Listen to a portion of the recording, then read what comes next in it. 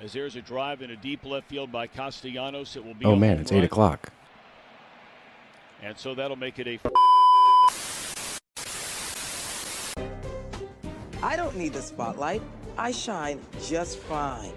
Hi, I'm Karma, and yes, I am a bitch. Brav Bros.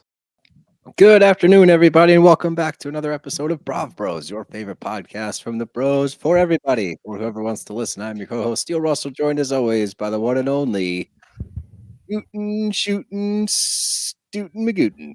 What's up? Boy, am I in a much better mood talking about this show versus Roni.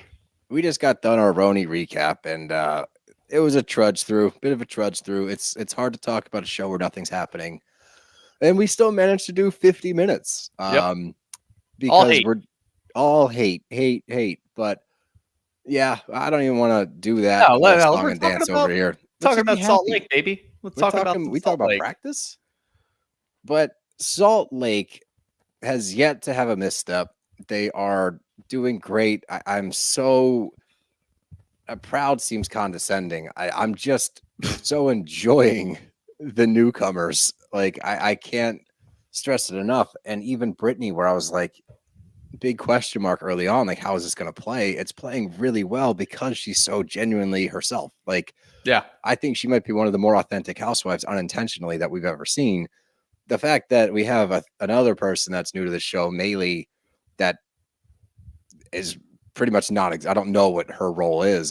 There's no way she's going on the cast trip next week. So like, I really don't know what she's doing here in any capacity. But as far as Bronwyn and Britani go, you've got two people so far on opposite ends of the spectrum, both doing a great job. Yep. One intentionally, and Bronwyn, she's playing the game just masterfully already. And on the flip side, you have Britani, who doesn't know that there is a game and is just excited to be there.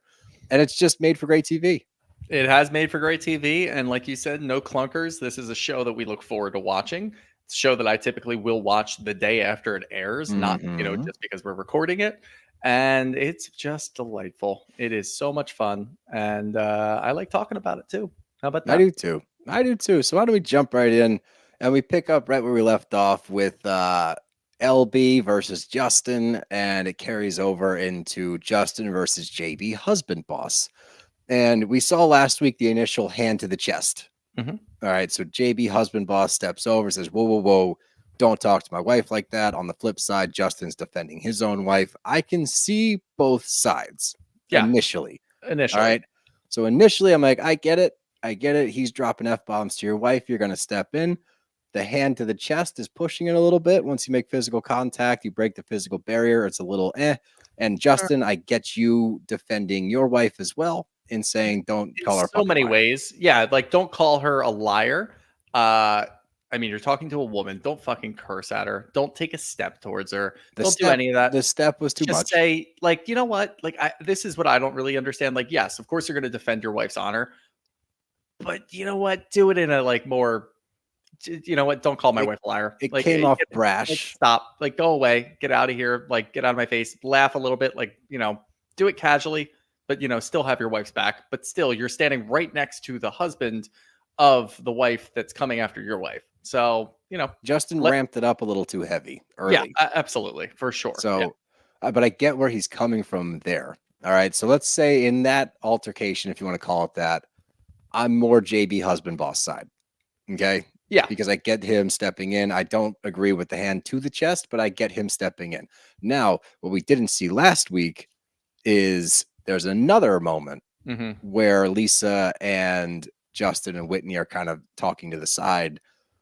And Justin leans in and says, yeah, but like, why did you call her a liar? And then JB husband boss comes out of left field and sticks his arm in again. Then I'm like, all right, well, that wasn't cool on JB husband boss's part. Yeah. I didn't really even realize that at the time, just because tensions were running high, which, you know what, like, I'm just going to excuse a lot of the aftermath and just be like, you know what? He was cursing at your wife. He did take a step towards. So when he starts to talk to her again, you kind of do step in. You don't put your arm out like that, an arm bar for sure. But again, tensions are running high. So I didn't even notice it the first time around. I'm like, oh, we're still doing this. This is crazy, until they have their sit down later. And Justin very casually just brought that back up and said, well, why did you step back in and why did you put your hands on me again when I was just asking for clarification? I just leaned in and said that. I agree with Justin there. That's the one I agree with Justin there. The one misstep by JB Husband Boss. But if we're talking about ass pounding. Yeah, Thrust and Justin returns again. And yeah. He needs to work on his trash talk. Yeah. Because somebody come get him. I'm going to pound his ass. It's like, we get it, bro. Yeah, we understand. Why are you so eager to pound ass, dude? Like, what are you doing? But, I mean, I'm taking JB Husband Boss in that fight. I've thought about it. I don't know, man. I think Justin's a sleeper. I think he might be a sleeper. Wrestler. He's probably like a Greco-Roman wrestler, and he can or like a jiu-jitsu guy. He gets on his back and he's like looking up at him like, you got to come down here and fight me, bro. Come on. I'm waiting for you. Come on down to my territory. Like, no. Yeah, you get down here. Let me pound your ass. Yeah. But I mean, Lisa leaves. She's in tears. Sorry, she doesn't leave. Whitney and Justin end up leaving. Lisa's in tears and saying that she's done with the whole entire thing. And it got messy for sure. Right? Like, yeah, Whitney is going to incite that kind of reaction every time because that's her goal. Right? She wants to cry, though. I don't know if Lisa needed to cry. I think she just like that seems to be. I don't know if it's tears of like she upset me. She strikes me as a person, and I think we all know these people when they get emotional, regardless of the emotion, it leads to tears. And I think she might be one of those people when she's mad, sad, overly happy, it leads to some tears being spilled. I didn't have an issue with it really. Things have gotten crazy over this Alibaba stuff. And I do firmly believe, I don't think Lisa was behind it. I really don't think. Yeah, I don't think so either. Yeah. Like when she's saying all this stuff, I'm like, I don't know why, but I trust. Like for some reason, it feels to me like she's telling the truth here. I think she would perpetuate a rumor, but I don't think that she would go as far as to start one. And you know what? Yeah, that goes for Meredith too, because Meredith was getting involved, and Meredith made a very good point when Whitney's yelling at Lisa, saying, I want to give you the benefit of the doubt, but it's too hard to give you that. Whitney comes over and Meredith comes over and makes a very good point. If you're going to give her the benefit of the doubt, then you have to give her the benefit of the doubt. Like, yeah, you can't just keep yelling that. That's not how the benefit of the doubt works. But no. I don't think that Lisa would go as far as to initiate this by fabricating some picture from Alibaba and sending it to a content creator. That's a lot of work to tear somebody down who I don't think that Lisa cares that much about Whitney. And I don't think that would happen. And I don't think Meredith would do it either. So I don't think anybody on the cast has anything to do with this. I think this is just a fucking shitty podcast rumor that they wanted to talk about. And Whitney's dumb enough to believe it. I think that somebody could have, I don't know. I'm not going to perpetuate. Yes, for sure. I'm not going to exonerate everybody on this. I don't think that anybody on the cast, I don't think anybody on the cast went and made a fake post. I don't think that happened. I think they saw it. Maybe it was Britani. That would be the best wild card ever. Jared Osmond behind it all. That would be even better. But yeah, I don't think that anybody made this post. I think somebody found it and then they started circulating it, which that does sound like a Meredith Marks move. But I don't know if that sounds like Lisa Barlow she's so focused on her shit. Yeah. I can't imagine her taking the time out of her day to like really pursue this all that much. But hey, she may prove us wrong. I don't know. But we get to the next day. And Lisa and JB Husband Boss are talking about the night before. And I do know this to be true on both sides of this. Both couples went home and had like crazy sex. Oh, yeah. They both were like, oh, you're my protector. Like, get over here, big Justin. Come on, Thrust and Justin. And then I know that JB Husband Boss definitely went home. And I don't think I think that Lisa and JB Husband Boss definitely went home and did. I don't think that Justin and Whitney did. Only because the very next morning, Justin is dumping out all of Lisa's product. I think he's still trying to get it going because he's like, I feel like I should have got laid last night. Maybe I got to go the extra mile. I got to go. That was his plan. I got to go to the distance on this one, and I got to dump out all the Vita product. I got to dump out all these products. Maybe then she'll get me. And Whitney's like, what the fuck are you doing? This is weird. You're wasting a lot of booze right now, dude. You're going to donate it? And that was my other thing. Where the fuck are you going to donate like mixed drinks in a can? Like Mormon church. No. Yeah. Like, but they're going over the entire night, and JB husband boss is like, my protector alarm went off, and I love that he sounded like Mr. Macho Man right now. He's like, I just had to step in. I couldn't see him talking to my woman like that. I'm like, all right, big tough guy. Yeah. Like, just take the win. Let her pump you up. She's calling you Mr. Boxer. Yeah. Like, yeah. But I thought his response, I was like, ooh. He's like, more like Mr. Standing Up for My Mouthy Wife. I was like, that had a like that. Yeah, it had a little stank on it, but I kind of like it. That was funny. Little 1960s feel to it. I was like, ooh. If his goal was to make us laugh, it made me laugh. It made me laugh too. But I was like, and she takes it in stride, to her credit. Like, I don't think it was that deep. It was just, it was funny. But watching both of their interactions side by side, because you get Whitney and Justin discussing all of it as well. Mm-hmm. And, Justin's confused about JB husband boss coming into his space, which I agree with, at a certain point. Like, I get standing up for your wife. It's kind of a gray area. When you put hands on somebody twice in the same night, like, that's when it gets a little murky. I don't agree with that move.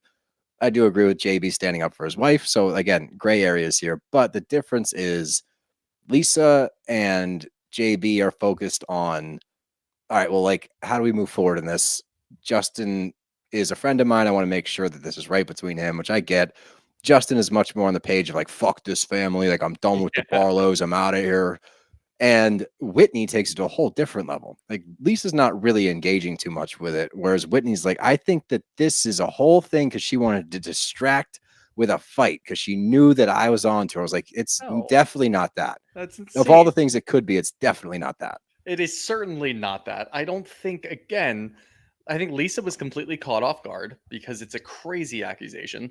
The way that you went about it was insane, that you're going to start off by just fully accusing her and not giving her any time to talk and understand what you're even really saying. You think that you have all these facts laid out because your dumbass podcaster friend gave you some riddle that he got to cross a bridge from a troll, and he's throwing it in there, and you're like, oh my God, this is classic Lisa Barlow. She's causing a huge fight, a huge stir in the middle of a nice event just because she knows that I caught her. Like, no, she didn't. She was caught off guard by it and was defending herself in a way that really only Lisa can, that she's going to call her security team and say, hey, cybersecurity team, I need you to go the distance on this one, and you need to do a full investigation because I'm suing somebody. I need the LAPD, the Salt Lake PD, FBI, the CIA, FBI, DEA, Homeland Security. Get FEMA on it. There's probably some drugs in those things that Whitney's getting to. Like, yeah, we need the DEA involved. That's just Lisa. Of course she's going to do that. She wasn't causing a fight because she wanted to distract from you catching her red-handed. You didn't catch her. You didn't do anything. You just laid it out in front of her. And now it's like, okay, yeah, no, I didn't do that. You actually accused her with no evidence other than podcaster through the grapevine telling you that this person owns a liquor company or has a hand in a liquor company. That's your evidence. And when she discusses it, she's like, well, all evidence pointed to it is Lisa Barlow. It's alluding to Lisa Barlow. It could be Lisa Barlow. You are dead set. And this is what Whitney does. Like, she gets an idea in her head and it's immediately fact. She's like, I know this to be true and you can't tell me otherwise. And if you try to, I'm going to cause a massive scene at a party, incite anger out of you, and then point the finger that you're being crazy. It's like, no, you gaslight and piss people off and they respond to you. And then you back into a corner and start using trigger words like steamroll and fillings. And you're not acknowledging my fillings and all this other stupid shit. That's just a cop out because you can't defend yourself when you start it. You start shit, you can't handle it, and then you cry wolf and run away. Lisa is the opposite. If you start shit, she's going to take it to 100 immediately because that's who she is. And then after the fact, she's going to say, if I really wanted to do anything with this, I would go on Good Morning America or go to the New York Times or the Post. It's like, I love you, Lisa, because that's where you think like, yeah, Good Morning America is going to be like, we're having Lisa Barlow on to talk about Alibaba and Whitney. Just don't see that That's happening. Gonna get it done. Yeah. But we keep on moving and we get Brittany and Heather and they're recapping the party. And of course, if you're at that party, right, and the night ends like that, and somebody references the party, you're going to think, yeah, that fight was crazy. Did you see like two of the husbands almost got into a physical altercation? Brittany's like, what? no, I was talking about Jared. And you're like, no. But I love that. Like, that is, I've come to love Britani for who she is at this point. I agree. That is fucking hilarious. I knew it as soon as she started talking, and Heather hadn't even responded yet. I knew that that's what she was talking about. She's not talking about Lisa. She's talking about herself. She was so wrapped up in Jared that she has no idea what the hell was going on. She's looking around like, oh yeah, I guess that was crazy too.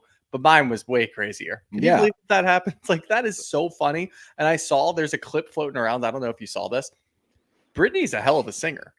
Britani was. I in did musicals. actually. Did Yeah. You see that? Yeah. When she was doing Wizard of Oz, or not Wizard of Oz. She was doing Beauty and the Beast, and she was got a great voice. Yeah, she's a great voice. And then they show that picture of her growing up with her family a little bit later, and it looks like they're all like wearing like sequenced outfits. The Partridge Family. It makes sense why she's so drawn to the Osmond family. Now it makes sense. Oh, that's a good point. That's a really good point. That makes that. Yeah, there's something nostalgic there probably that's hitting home for her, because I bet they used to sing like Donnie and Marie's songs. I'm sure, yeah. You know, so that actually does make a lot of sense. But it's just watching her brain rationalize these things and the lack of understanding from her friends, like how that it just doesn't click in her head, and it's crazy to watch, and it's a bummer because Jared Osmond knows damn well that he has this effect, and he knows damn well who he's dealing with. Yep. It's somebody that's extremely vulnerable, and he's a super manipulative piece of shit that's taking advantage of somebody that's extremely vulnerable. I felt for her in this scene because she's talking about that she's lonely. She lost her mom, who was her best friend. Her relationship with her kids it's all messed up. She's trying to figure that out. So she found comfort in this guy that was giving her all of those things that she was missing, and doing it on a grand scale when they're together to make her seem like she was so coveted and needed and loved and wanted, because he knows it's going to keep her right here, right next to him. And he also knows that because he's being this shoulder to cry on and this support system, when he wants to be, it makes him seem like a good dude. So he's allowed to go out and do whatever the hell he wants. And she's going to defend it, because at the end of the day, it feels good when he is nice. And that is a toxic, emotionally manipulative and emotionally abusive relationship. And I really felt for her. And watching Heather, and I was actually proud of Heather here to be like, look, fuck this. I'm ripping the Band-Aid off. All right. I don't want this to come off the wrong way. And I love you, but you look crazy. Like, you look absolutely nuts. And she's like, that's condescending. It's like, it's really not. Somebody needed to sit you down and just flat out say, dude, this is a terrible look. Especially when you sit there with all of the women in the group and agree with everything we're saying, laugh with us as we're kind of torching Jared and texting him mean things and FaceTiming him singing bestie songs and all the things that you should be doing. You immediately go to his defense. It looks crazy when you're crying next to your date because Jared Osmond just walked in, and we get a cutscene of him in the back and you saying, I love you. You treat me so good. You're the one for me. And his response to you is, that guy seems great, and let's get you back inside. He's manipulating you. He's trying to make you think that he cares about your well-being. What he's really trying to do is push you towards the other guy so you want him more. And everyone else sees it. Everybody sees it and has told you this, but nobody's flat out sat you down and said, you look nuts, lady. Knock it off. So that's a good friend. It's a good friend. It is. It's a good friend, and I like their friendship, the two of them. It makes a lot of sense, and it speaks a lot of volume for Britani to immediately say that sounds condescending. That means that nobody's ever tried to do this with you before, because you don't know what condescending is. That is not condescending. That is calling you out because you need to be called out. You need to be set straight. And when they go back and they're talking about the conversations that Britani and Heather have had just on film when they're playing pickleball, and she talks about how she put her entire life on hold. She has no relationship with her kids, and she wants to have a relationship with her kids, but she put that on hold for this dumb scumbag. No, for men. I don't know if that was Jared. Yeah, I think it was on hold for men in general. Like that's her whole thing, is like she is falling victim to this Mormon ideology of men first. Yeah, and somebody needs to sit her down and set her straight, and that's exactly what Heather was trying to do. And she needs to hear something like that. So maybe that'll get through to her. Maybe she'll start to move forward. And the family scene that we see a little bit later, maybe not. The family scene that we see a little bit later, it gave me a little bit of hope, because at least she has some people around her, whether it's through the church or her actual family. It looks like she had a couple of nieces there and her dad was there. So there's something there that she can potentially look at and say, you know what, maybe I need to do that. She has more in her life than just this dude, which is which is nice to see, because I did feel really bad for her in this scene. I felt terrible for her. Yeah. So it was just sad. we'll She's like, I'm just lonely. I'm like, damn, bro, that's tough. Yeah. That is tough. And that makes sense why you would gravitate towards a person like Jared, because he's going to offer you all of those things. Yep. Not being genuine, but it's going to feel good. No.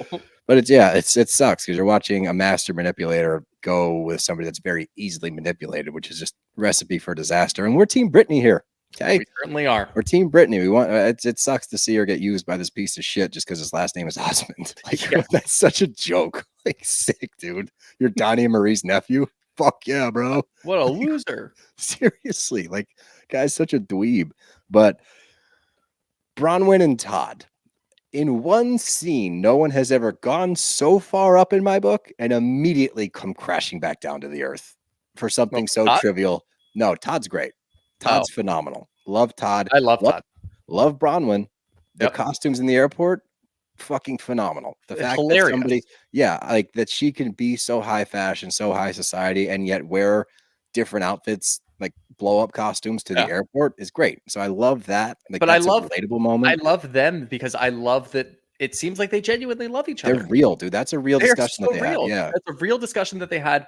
And the thing is, with the airport costumes, you can tell that he's just like giggling it off. But he's like, oh, fuck, here she is. Like, yeah, but like, she likes doing it. She enjoys doing it. He loves that it's a bit. The two of them together, like sitting down and talking. It's great. It works so well, and I really enjoy it. I'm really curious to hear what your little trivial issue is here.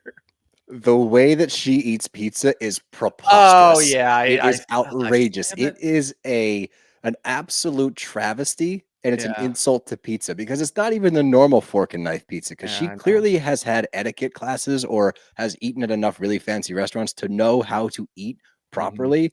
Like knife in your left hand. Sorry, knife in your see, I already fucked it up. Knife in your right hand, fork in your left. You use the knife to get the food onto the fork. Like there was a process that she was doing. I'm like, you guys are at like a bar and grill eating a pizza on the sidewalk. Like pick up the fucking slice and eat it normally. Like I that's already my biggest pet peeve. And like one of them, my number one is pajamas in public. We've talked about that. Yep. Number two is eating pizza with a fork and knife, but even so, I've never seen it eaten so daintily with a fork and knife, and it drove me crazy. I'm trying in this scene to not pay attention to it because the way that Todd speaks about Gwen is so sweet and and real, and he cares about her well-being, and they're talking about this disaster of a family that on the dad's side that wants to get to know Gwen, but then they put all of the emphasis on Gwen, who's a 17-year-old kid. Like, well, if you're ready, it's like, no, you don't do that. If you're going to bridge this awkward gap between grandparent and child that's never met the grandparents of her deceased father, you make the effort. You go 100% and say, hey, we're really sorry that for 17, 18 years, we seemingly haven't given a shit, but now that you're on TV and they're talking about us, we want to make sure that we come correct and make sure that we don't look like shit on TV because we're probably going to get dragged for being giant pieces of shit for completely ignoring our deceased son's only child. That's a pretty fucked up thing to do just because we're in a fucking weird church that likes to do weird shit like that. That's pretty deplorable. So yeah, I would understand wanting to not look bad. And you would think you'd go a step further there and be like, hey, you know what? Maybe we'll do the effort. We'll make the effort to go and reach out to her and make her feel comfortable. Not say, hey, 17-year-old, this is on you. You take on the responsibility to reconnect with us, even though we have acted like you don't exist for your entire life. Yeah, that's a really, really well put statement. Fuck those people. They're scumbags. That drove me nuts. And it resonates with Todd because Todd says pretty much all of that. And he's very protective over her, which we appreciate. We love to see the two of them getting along and enjoying themselves. Like the fact that he gets mugs and then she gets the espresso mugs. I'm like, that's so sweet. It's cute. It's adorable. It's fantastic. We love to see that little family moving forward. And I love that they showed a picture of the three of them while he's going through all of this. And I don't think you noticed this. Did you see his pullover? No. I knew I loved him. He's a Horns fan. Let's go. Yeah. See, like the fall from grace for both of them in this scene of being just spectacular. And now he's a Longhorns fan, and now she's eating pizza like she's eating like a French cuisine in Paris. Like, I don't care for it. I will because I like them both. I think they're both tremendous for the show. I think Todd's great. Their relationship seems very genuine. We'd love to see that. Like there's not a whole lot of negative to say about their family dynamic. And on top of that, I like that he stands his ground and saying, you know how I feel about this.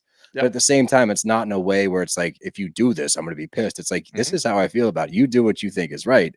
And she's also, I love the fact that she's able to separate her emotions from it in being like, yeah, this is all really fucked up. And yeah, I'm pretty pissed off at that side of the family. Yep. But if this is what Gwen wants, I'm going to grin and bear it and get through it because it's about her.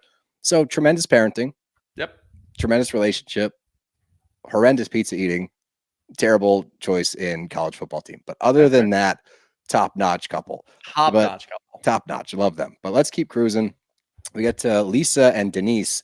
And if you blindfolded me, I wouldn't know who's who. Yep. They sound, it's like Lisa talking to Lisa. I was dying the whole time. I didn't even know. Like, I don't think that we've seen Denise before. I mean, obviously she. I don't remember Denise, but I knew as soon as you saw her, I'm like, it's either there's like a weird Marge and her assistant thing going on here, where they have the exact same hair and they look alike because the Marge's assistant I thought was related to Marge for a very long time. And I was like, it's either that, but I don't think Lisa would do that, and I don't think she would have an assistant like that. That's got to be her sister. As soon as she opens her mouth, I'm like, oh yeah, big time Barlow. This is my sister Denise. Hi, I'm Denise. I'm like, there they are. The I don't know what their surname is. I don't know. Yeah, well, let's call them the Barlows. Who cares? But she's talking about her kids. You know, Jack being away on a mission has been hard on young Henry, and big Henry supporters around here. That kid seems cool as shit. I like that kid. You know, the fact that she is attentive to what's going on with him and the impact that Jack being gone has had, even to as far as like the birthday party thing, and she's worried about her dropping the ball and not having a birthday party sent out for him, so he had to go to a different party. That like he got out invited. He pretty much got outvoted for this birthday party. It was like, yeah, it's a bummer, but the fact that she's cognizant of it, and I think that the root of all of this, and this is the thing about Lisa, because she does come off as really tough and not giving a fuck a lot of the time. She really does take these things to heart. This bad mom comment is haunting her. It really is. Like it's living rent free in her head.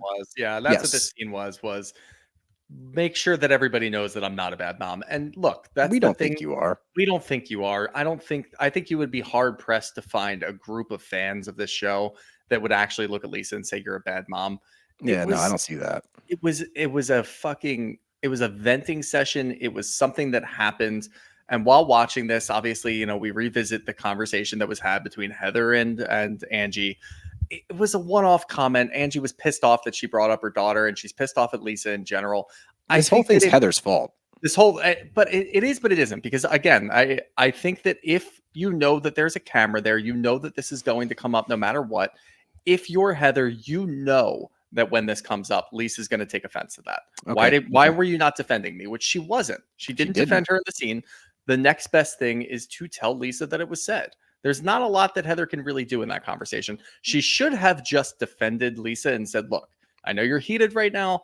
Don't question her parentage. And I think that Angie would have taken it back. I think that Angie would have said, you know what? I don't think that she was really questioning my parentage.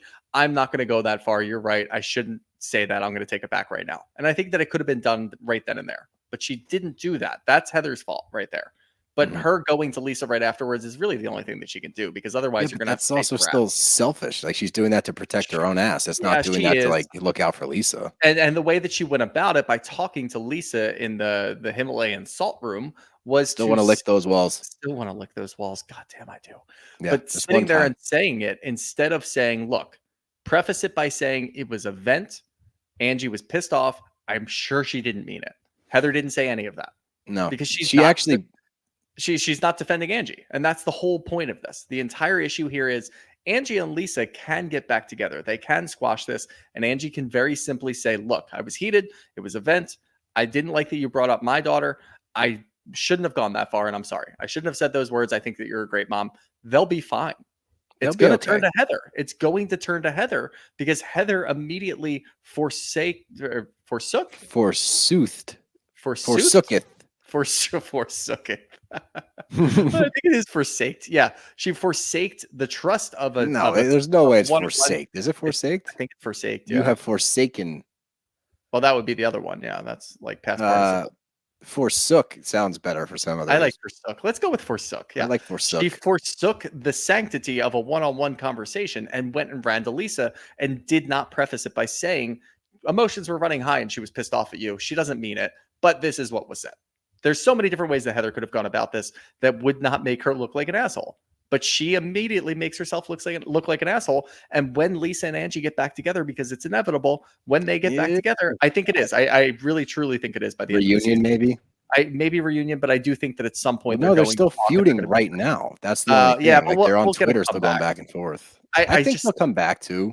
Yeah, and I think that Heather's going to be the one that gets hung out to dry for doing that. And that's what Heather can do better than any other housewife. She can do this, mingle in the middle of a feud, and when they get back together, she's still the one on the outs. Because she never she doesn't think about contingencies. She doesn't think about fallout. Like, how is this going to look on me?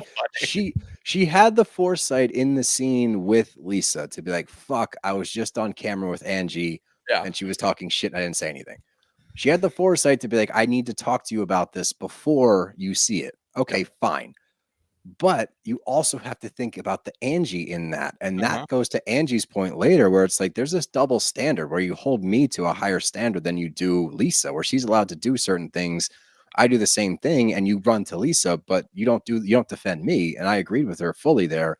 But yeah, Heather, we see it time and time again, right? Anytime she decides to get involved, because when she picks a stance, it's usually picking a team in a subjective argument. It's not an objective scenario where we're like, oh, we're team so-and-so, not team so-and-so. She picks sides in a subjective argument, tends to pick, it's not even the wrong side. It's just a side, and she's full throttle for it. So then the two that are involved end up squashing, and they're like, well, we could have avoided a lot of this if Heather hadn't gotten involved. And then they both pointed Heather. Now she's the odd man out. So yeah, you're totally right. And that is what she does so well. And it is entertaining to watch. And it's also confusing to watch because you're like, like you would think at this point, and we love Heather. I love Heather at least. And like, it's just confusing because she does so many things so well. And then she gets involved and you're like, messy, fun, very fun, but messy, very messy. And messy comes back later in the episode. Yeah, it sure does. But we get Angie, Bronwyn, and Whitney now, and they're on a little stroll. What do you think of the jackets? Let's go jacket rankings. Jacket rankings. I actually liked Bronwyn's jacket. Now that I've come around on her fashion choices, It's so funny you say that because I'm literally watching them walk, and I'm like, 2 weeks ago, I'd be like, that's fucking outrageous. Now that I've gotten to know who Bronwyn is, I'm like, dude, honestly, I think the costumes at the airport have changed, altered my opinion about a lot. Yeah. So you know what? I'm putting Bronwyn number 1, Angie number 2, and then Whitney number 3. But did you notice that Whitney and Angie were both wearing the same type of sunglasses? We've seen this twice now. Angie's sunglasses in the last couple of years have gotten bigger and bigger and bigger. And I was worried this year that it was just going to be one big face shield that was kind of tinted. Worried? I was hoping. Oh, well, yeah.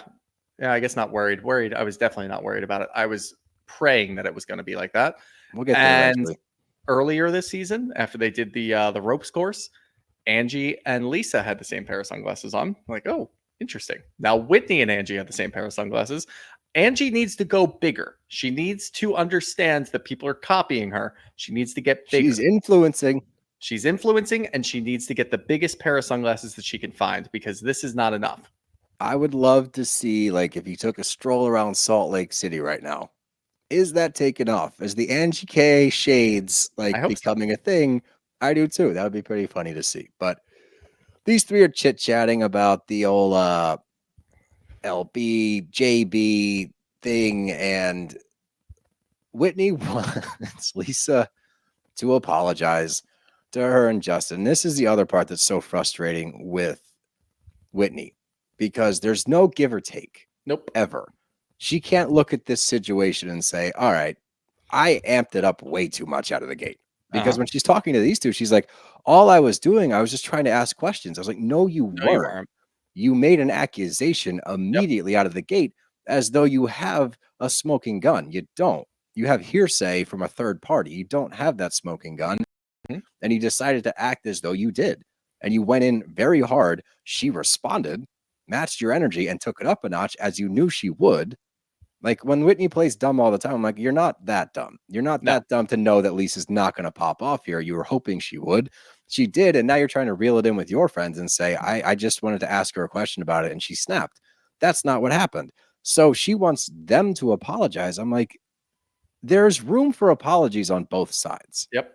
And not really even from Lisa other than to Justin for saying that to him and calling you a fucking liar. Like, her amping it up to your husband, she didn't need to get him involved by saying, like, how do you deal with this? That's the apology that's owed. Not to you, Whitney. She owes you jack shit because you started this whole thing.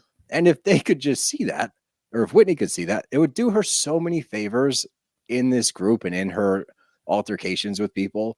If she was just able to take accountability for her part a little, like an iota, like this much, if she was able to do it, would go so far because she's so incapable of just saying, oh yeah, you're right. Maybe I did ramp it up too much.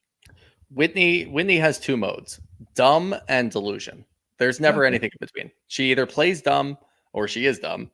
And if that doesn't work, then she goes to the other side, which is complete delusion. And right now, what we're seeing is complete delusion. She remembers that very differently. And unfortunately for her, we have cameras and we all watched it. That is not how it played out. You did not ask her any questions. And you and I both agree there are apologies to be made here because it was a very mutual type of experience where both parties were at fault in some way, shape, or form. I agree with you. I don't think Lisa owes Whitney any apologies. Whitney owes Lisa an apology for the accusations. JB and Justin can handle their own shit.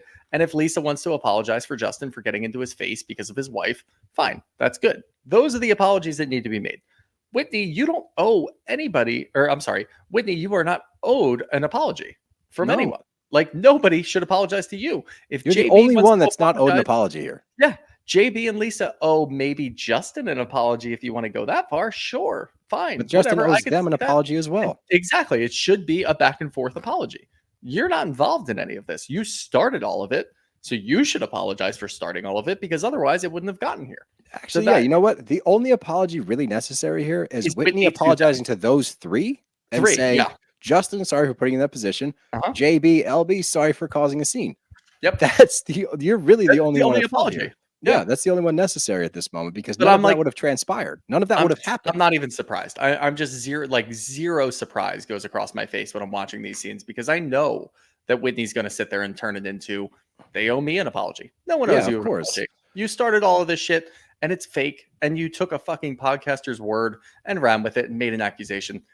You don't get an apology. You just. But there's no growth either because she immediately puts herself in another bad spot with Bronwyn because Bronwyn has been friends with Lisa for a very long time. They're going to continue to be friends. Yep. Is Whitney wrong in saying that Lisa, like, because Bronwyn's like, I've never seen that side of Lisa because Whitney points out this is such a Lisa thing to do. Okay, fine. Like, is Lisa the best friend in the world? No, she's not. She's very one-sided is what it is. Is she going to gravitate and schmooze those that are better off than her? Yes, because she wants to be close with them, i.e. Bronwyn. So no, Bronwyn's never seen that side of her. But at the same time, in a confessional, Bronwyn does say you have to take Lisa for who she is because she's not changing for anybody. Right. It is what it is. Now, scenes from next week point to it will overstay its welcome at some point because Bronwyn pops off at Lisa and goes, if I don't suck your dick then or bend over backwards for you, then it's a big problem. And I'm like, all right, it does wear thin eventually. And I figured it would, especially when you're like, it's different when you're friends with Lisa not on the show because you can separate.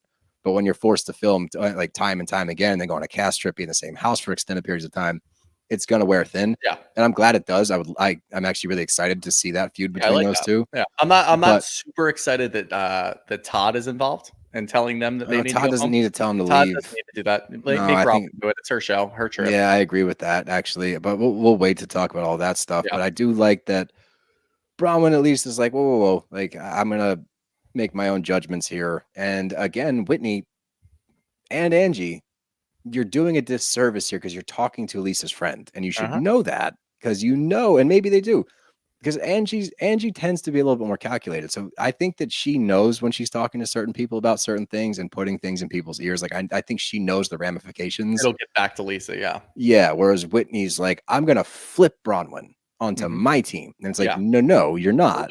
But Angie's doing it as a move. So I think that's the difference between the two. But they're talking about this invite to Thermal, which I didn't know was a place. Nope. Thermal, California. Do I know if any of these places that they say they're going to are places? Well, I think Thermal is like a resort, maybe. Well, that's the Grand Prix, like IndyCar race at Thermal. So that implies to me that Thermal is a place because it's the thermal race at the Thermal place. Okay. Because when I think Thermal, I think thick sweatshirt. Yeah. Like waffle shirt. Or thermal vision. Yeah, or thermal vision, see, because we're stupid. No, that's and we don't know games, fancy places. It's more video games, but yeah. But she's talking about the invite list, and don't love that Britney's not invited. Don't love that. I get it. She attacked your marriage a little bit, but again, like, you should be able to understand now.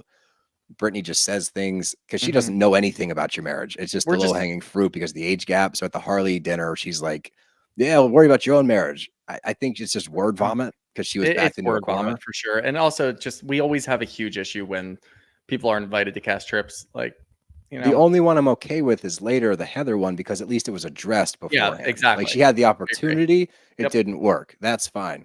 Flat out just not inviting somebody because you're not a fan of them is not ever my favorite move, especially new, because you don't really know her yet. Like, you don't like her because she says stupid things. And like, I that's guess not a reason maybe this is kind of a funny thing to think of, but it is kind of under the guise of a couples trip.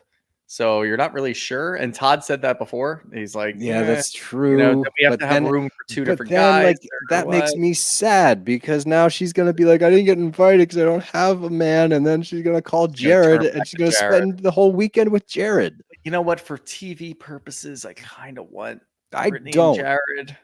I don't want her to be with that guy, even for our entertainment. It's not worth it. Get away from that douchebag. Yeah, I still do. I still want it. You're gross.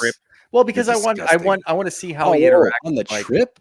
Yeah, on the trip. Yes. Okay. I thought you meant like you want to see them I don't want them to be when they're on the trip and they're yes. Yeah. I would love for Jared to come on the trip. That's different because then she has backup. Now the other women can be like, do you see what he's doing to you? We get our first true Seth sighting on this trip. Bro. So I want to see Seth and JB, and hopefully, it doesn't look like Justin. I don't need to see Seth anymore. But yeah.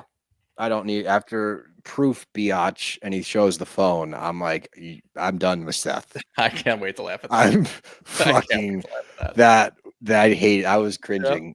Yep. I'm like, what, dude? Like, why are you getting involved? Like, what is this? What's happening? And then they're gonna take a bath together. We have to watch that, I'm sure. Yep. But we get to Britney and her church gathering, which was an interesting scene, and we get to meet her dad, Mort, who seems like a lovely gentleman.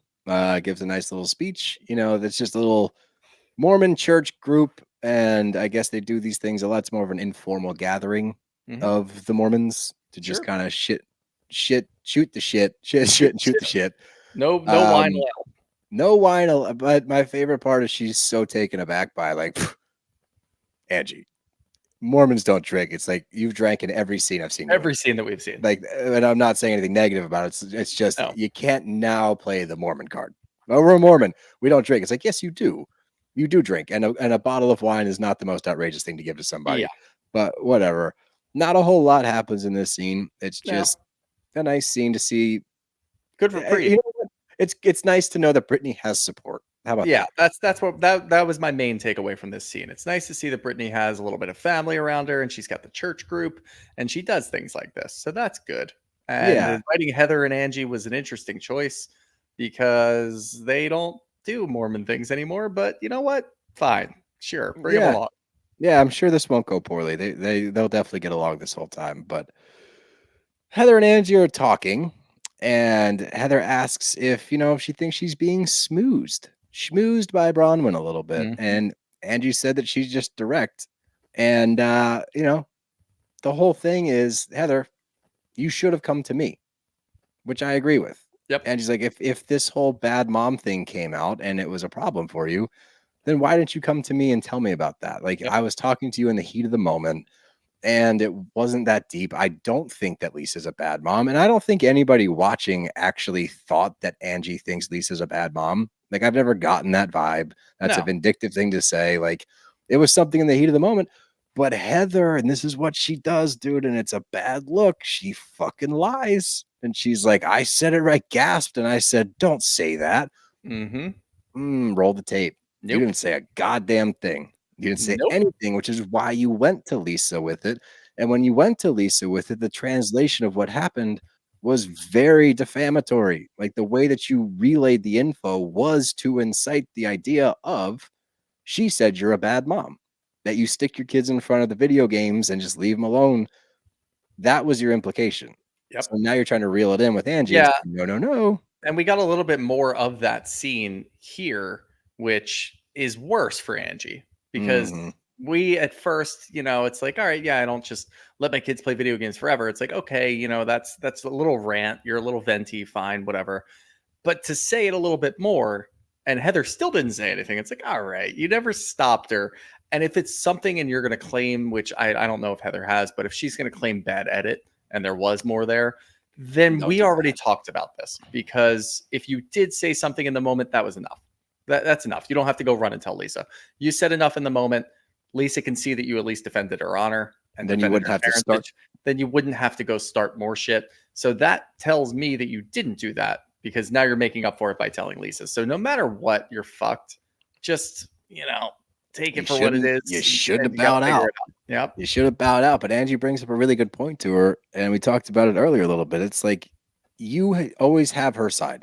When anything goes wrong, you're quick to jump to Lisa's defense, but not to mine. And I was like, what are you talking about? I'm a great friend. And it's like, okay, well, let's go back to the Harley dinner. She's calling me a fucking bitch across the table. You don't say a word, but I go in on her and you immediately jump to her defense. It's a good point. It's a double standard. And you claim to be as close with me as you are with, you've known me for, but that's the thing. And Angie bringing that up actually cheapens the argument for me a little bit. She's like, I've known you for 15 years. Like, we know, we've been told multiple times. You weren't friends back in high school. If I have to see their high school graduation pictures again, I'm done with it. Enough. Yeah, I agree. But the funny thing is, in that moment, she also goes on to say she always wanted to be part of the cool kids, which I do believe. Which she said before too. It's almost like they just cut and paste this from last year. Right. Right. I agree with that. And it's just what it seems to me is something that didn't have to be that big of a deal and has potentially caused this massive rift currently between Lisa and Angie. Now, I think we're both under the idea that these two will come back together at some point. I don't see either of them holding an extended grudge. Maybe it's a reunion. I don't know. But Heather's still trying to play defense. And she's now saying that I did this to force you and Lisa to fix your friendship. It's like, oh, you martyr, you beautiful person. You didn't care about any of the backlash you were going to get. You were concerned about your two friends being friends again. No, you weren't. You got caught on both sides. You've stuck your foot in your mouth on both sides of this thing. And maybe you're realizing that it's not going to pan out well for you either way. The only saving grace, honestly, is that Lisa and Angie are not friends still, so that Heather can still be friends with both of them on the side. Yeah, pretty much. Yeah.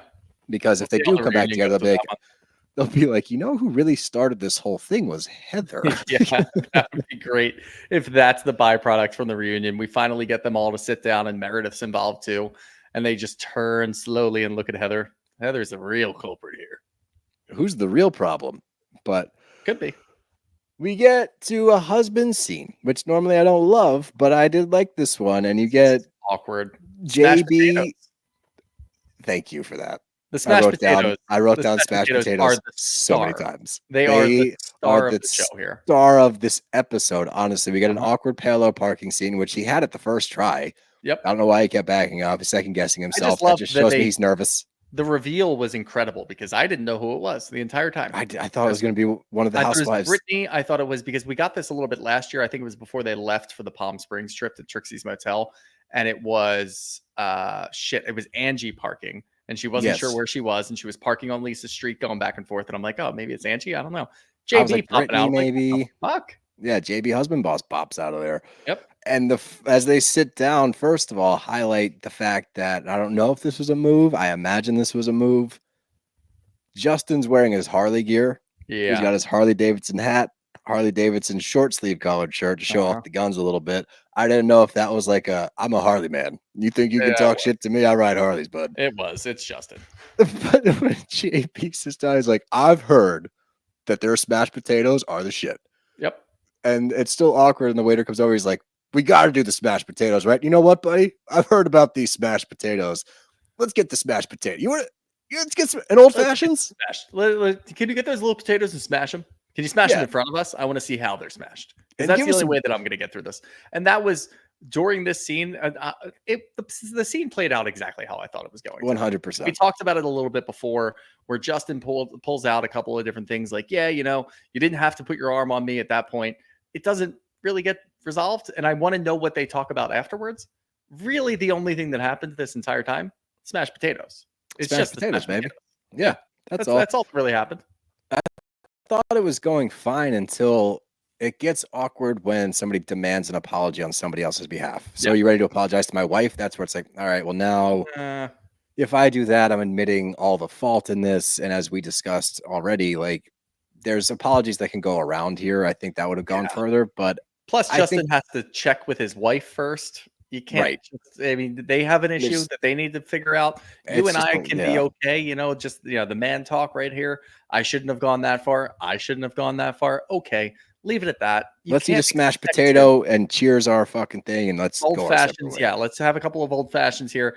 And they were still there, by the way, at the end of this scene. So I want to see what else they talked about, but I also don't, because I don't think they talked about anything. You can't expect him to say, you know what? Yeah, I need to go apologize to Lisa. He's not going to. I know what happened. He's going to go back and he's going to talk to Whitney and be like, you know what? When you guys are good, I will then talk to Lisa and say, you know what? I shouldn't have gotten that ramped up. But right now, that's not going to happen. No, but I guarantee that after the camera stopped rolling, they're like, good. All right, what's up, dude? How's the smashed potatoes? Like, it's probably that. Like, honestly, but. Moving on from there, we get Bronwyn and Heather. And again, love this move from somebody that didn't invite somebody else in the cast trip. But with Heather, I think she sees their similarities there. And I actually, during this scene, was like, they are actually very similar in a lot of ways. I think the difference is Bronwyn seems to keep a cooler head throughout the drama. Like she's able to kind of, I don't want to say rise above, but decipher it better, where she doesn't get as rattled. Whereas Heather tends to get a little bit more rattled. But Bronwyn takes the blame before it starts. And says it's because she hasn't seen this well-rounded version of me, which I think is a really good way to depict Bronwyn, because it's taken me up until probably this episode to not fully understand her, but like understand her more. I'm like, oh, okay, so there's a lot of layers to Bronwyn. There's levels to this shit, which I appreciate because that's why she's so interesting. But it's fair to say, like, all right, well, she hasn't really gotten to know me yet, so this is a chance to do that. The fact that her dogs, and the fact that we're again talking about the training of dogs on Real Housewives shows is upsetting to me. I don't like it. I think that we need to do a better job. I think Bravo needs to start. What's the dog whisperer's name? Caesar. Yeah, Caesar. I thought it was Caesar. Caesar. Yeah. Bring that guy. Okay. And just employ him and train these fucking dogs, because there's shit about him doing it to Cartman. Yeah, exactly. You're just a little fat boy. Hey. But it's just like this is a multi-million-dollar home. There is poop and pee everywhere. She shouldn't have. If you're gonna go on a tour of the house, clean up the poop. It's very simple. And if it's pee, just say, "Oh, I spilled my water." But like, there's shit and piss everywhere. It's disgusting. It's very gross. I didn't appreciate that part of this whole thing. But other than that, I like the scene. And Heather, this is kind of my problem with Heather sometimes, is more or less, I mean, Bronwyn bit the bullet and made the first move. Come over. Okay. So she's swallowing her pride and bringing you over to the house. Heather's first move always is to be so guarded and like, I need this from her. I'm not going to be able to move on. Bronwyn took the first step. I'm not saying you need to take the next step, but at the very least, like, meet her in the middle. I think Bronwyn took the next step too. She did, because Heather wouldn't. Yeah, and Heather wouldn't, and Bronwyn sat there and actually, like, look, I know phrasing is a big deal, especially when it comes to apologies. The apology sucked. The apology was not good, and she didn't come right out and say, you know what, I'm liable for this happening. I shouldn't have done this. And look, we already went through this in Milwaukee. Everybody is the same level of messy. Bronwyn should be able to be afforded the same level as Heather. But the problem here, and I didn't really see this coming, and I talked about it in the beginning of the episode, or maybe this was actually during Roni, because Roni was so boring that I started talking about Salt Lake, which, can you blame me? Come on, guys. Can you blame me? Is that what happened? I think that is what happened. Come on. You're amped up over there. Relax. Can you blame me? Roni sucks. Let's talk about Salt Lake. But seriously, I didn't really see this coming from Heather. I thought this was going to be the quintessential, all right, let's hash it out before we go on this trip. And Heather was going to take some responsibility. Bronwyn was going to as well. And yeah, like you said, Bronwyn's apology sucked. She just pretty much reiterated what we already heard in Milwaukee. I wasn't doing anything that you weren't doing. I wasn't doing anything that Lisa wasn't doing or Angie wasn't doing. It's all the same level, right? It's like, no, and if that's it comes really off as messy, I'm sorry. It's like, no, just say I'm sorry for being messy. If you're going to apologize. Now, I also don't have a problem with Heather not biting. Not accepting it. Yeah. Right. And blowing it up. Like, that's okay. I thought that it was much easier to just be like, all right, yeah, I was messy. You were messy. High five. Let's move on. I think if Bronwyn had said that, sorry for being messy, Heather might have reciprocated. I still don't know for sure. I don't think so. Yeah. I think she went seems in there to have no fault in this. Yeah. And she even says, Heather's sitting there saying, I didn't really know what to expect. I'm very confused as to why I'm here. And it's like, okay, you know what? If you're going to play that role on this show, that's fine, because this isn't real life. In real life, if you took that stance, that would be very fucking bizarre. But on this show, I'm going to afford you those little, whatever. That's a good point. She was very disconnected. Like the minute she walked in, she didn't seem genuine. Like she wanted to be there. She didn't seem genuine at all. She looked like she didn't really know what was going on. And I think her agenda was, even if Bronwyn does some sort of apology, if there's any crack in it at all, I'm not going to accept it.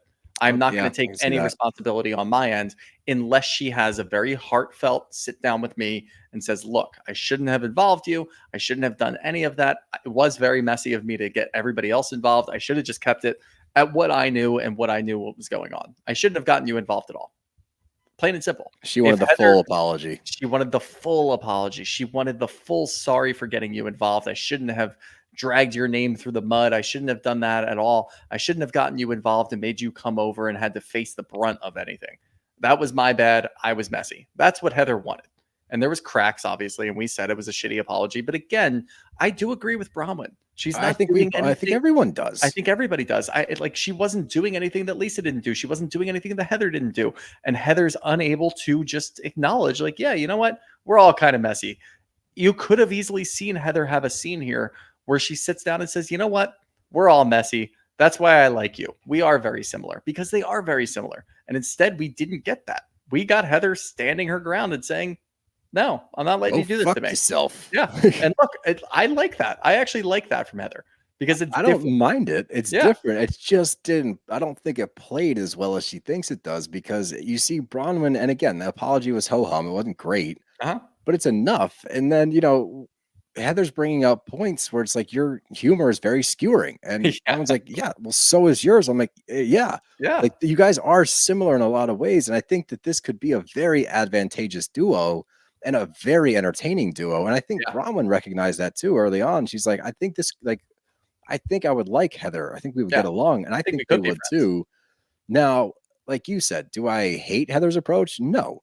I actually thought I wasn't expecting it. So I was like, I actually kind of like this move where you're not going to take anything other than full accountability and none for yourself. It's just, she clearly went in there with one agenda. And that was it. And hoping that it went south so she could be like, I don't know why I'm here. This is confusing. I'd like to leave. But she takes it so much further where she's like, my stomach hurts. I'm disgusted. I know. I hated that. I'm exhausted. I'm like, it's not that deep. I'm sick to my stomach right now. It's like, well, that contradicts what you just said, because you said that you came over here and didn't know what was going to happen. If you came over here hoping to squash it, and then at the end, it ended up not being squashed because you didn't get what you wanted, then all right. Yeah. The stomach hurting is that's a big drama move. That's a stretch. Big stretch. I don't understand that part. Stand your ground and be tough. Stand up and say, you know what? I knew that you were going to try to manipulate this and try to make me take responsibility for something that I don't want to take responsibility for. I'm out. I want to leave right now. Okay, that's fine. Getting up and being like, my stomach hurts over this. I'm sick to my stomach over this conversation. It's like, you just said that you didn't really care and you were confused, but now your stomach hurts. It makes me think you're exhausted by this whole thing. And you're exhausted by it. Like, I pick a lane, figure it out. I like the generalization of what you're doing right now, but the specifics are where you're throwing me off. And they're getting a little wacky. And as she goes to leave, again, Bronwyn's like, I took my part in it, and it was a little choppy, but sure. What do you expect? Like, you're not going to get full throttle apologies. That's enough to at least squash the bug a little bit, but no. And then she's like, it's crazy that you can't take some accountability, have some self-awareness. And I'm like, Yep. Honestly, yeah, like good dig as she's leaving. The confusing part to me at the end of this whole thing is Bronwyn's crying. And I'm like, Yeah, I I didn't think like she that. cares more, or is that a play? Yeah. I don't know. I think it's Time will tell. Maybe it'll be I think both. look, I think there's still some cracks in the armor for Bronwyn. I love Bronwyn. I think that she's an incredible addition, probably newbie of the year without a doubt. Yeah, oh, yeah. And look, I think that there's still some things that she needs to work on. And we pointed that out in Milwaukee, where she had some really, really good points. Everybody's messy. Why am I not allowed to be messy? Great point. But then you could tell that she's a little sensitive to certain things, and she needs to be able to toughen up in certain areas. I'm gonna allow it for now. I'm okay with Yeah, it. it takes Not too time to upset build about up it. the armor. Look at Yeah. Jen on OC. It took her Yep. 2 seasons, and now she's tough as nails. So it just Uh-huh. takes a little time, but she's stellar. Just a stellar performance from her all around. But let's get to some questions. Preguntas. I think I texted you that earlier, and I don't know if you knew what that You meant. did. Oh, thanks. You're not bilingual. I used to be able to speak Spanish fluently. Not anymore. I like this first one here from Carlita. He can't parallel park. What the fuck? He did. He had it. Yeah, I don't know. A lot of people are asking about parallel parking. There's a lot in here. Who do you think was parking the car? John's parallel park was totally relatable. He had it though on the first try. Yep. Did he not? He might have been poking out a little bit. Everybody's asking about this. Holy shit. I'll read this one because it's a good point from Mary Marpesa. Husbands getting involved is a good thing here. Reminds me of Atlanta, but not New Jersey. Correct. The Correct. husbands came correct and they were involved. Mhm. They weren't over the top. They did just enough, but they still know their role in the show. That might go out the window next week at the proof biatch comment coming from Seth of all people and flipping the phone around. I might change my tune very quickly when that robot gets involved. Right now, I'm all right with it, but I agree with you. Yeah, it could go south really fast, but from Craigster BTN, would you rather have John parallel park your car or walk blindfold barefoot through Bronwyn's house? John can parallel park. God, John can. Everyone's asking about the parallel parking job in the first go? Did he not have it? Yeah, I know. I thought that I he agree. did. He did. I need to rewatch. I think he just second guessed, which we've all done that. Yep. We've all been there and then been like, I think I got it. And then you do 2 moves and then you're like, oh, now I don't have it. I had it. Yep. Try parking an F-150 in Philadelphia if you really want anxiety. Or when we go to Phil's house, South Philly's the fucking worst. Oh, I like this one from. I'll save that last one. That's for the last. Oh, I love this one. This might be one of my favorite questions of all time. Let's hear it. From Lem Vibes. Would you rather take a bathtub with Seth Marks or John Barlow? Oh. So I have 2 answers here. Probably JB because Seth seems a little too let's see. Affectionate. I think that Seth has way too much experience in the bathtub, and I don't want his second nature kicking in, if you know what I mean. You don't Whereas want Seth's toe in your tank. Just as awkward. Yeah, JB might be just as awkward as I am in there, and I think we can get through it. So I agree with you.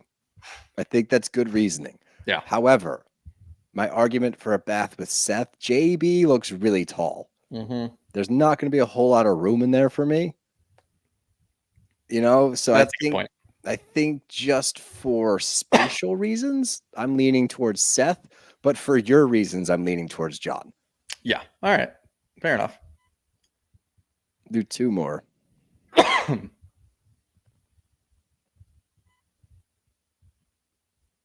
a lot of parallel parking. From Blank Quiz Melcher. Blonde quit, but you got it. Yeah. Would you react that way if someone said your wife, lady, significant other was a fucking liar? Yeah, probably. No, I don't know. I wouldn't have stepped. I would never step towards. I probably wouldn't cuss. I would just. I would probably say, "Don't talk to my wife like that."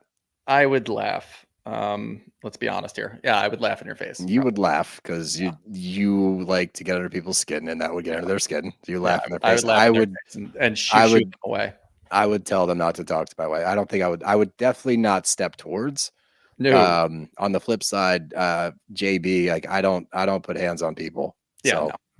I think that was wrong. But Yep. the last one from Fetretta Des. Fetretta Desi. Sure. What would y'all dress up as to pick up your partners from the airport? Ooh. It has to be like a costume related for sure. Yeah. Trying to think. I mean, I've seen somebody on Instagram or TikTok show up to the airport with a big sign saying like, thankful to have you back after 4 years in prison or something. Yeah, those are funny. Those are always funny. But that doesn't really count. I think that I would have to go with. I would dress up as I can't remember the actor's name in Wedding Singer, because he's the limo driver. But I would dress up as I would dress up as him because he also has a mustache too. So I would dress up as him dressing up as Michael Jackson. I would that's good. That's good. I would probably go like Joe Dirt. Dirte, yeah. Joe Dirte, throwing in makes it sound fancy. Joe Dirt, or I take that back. I would get a bald cap and show up as like an old man. Why? I'd like a very believable old man, and then I would like. Which old man? Like, are we talking Six Flags old man that can still dance? Yeah, that's what I'm doing. He's coming back, by the way. Did you see that? Shut up. Is he really? Yeah, no, Six Flags. I just saw it on TikTok earlier today. But they did it in like a trailer reveal where he's apparently like laying in bed in the hospital, which is, I hope he's okay. A little heavy. And then he reaches over and you just see his hand grabbing his glasses and the bow tie. The big circle glasses. Yeah. That guy, you know what he looks like? He looks like, what's his face? Martin Short from the do I look turtle enough for the turtle? Oh yeah, from Master of Disguise. Yeah, absolutely. That's what I think of every time I see him. What a But great he's also way a to great end this dancer. episode. Yeah, the Six Flags commercial. Oh my god, that was a Hell yeah. nostalgia kick. Bam, bam, bam, bam, bam, bam, bam. You're really missing out if you're not on YouTube right now. Yeah, That was my TikTok Six Flags dance. Six Flags. You do the Britney hard across the table. Brittany Hart. You got anything else? Nope. Well, Rob Brothers are out of here. Later. Bye.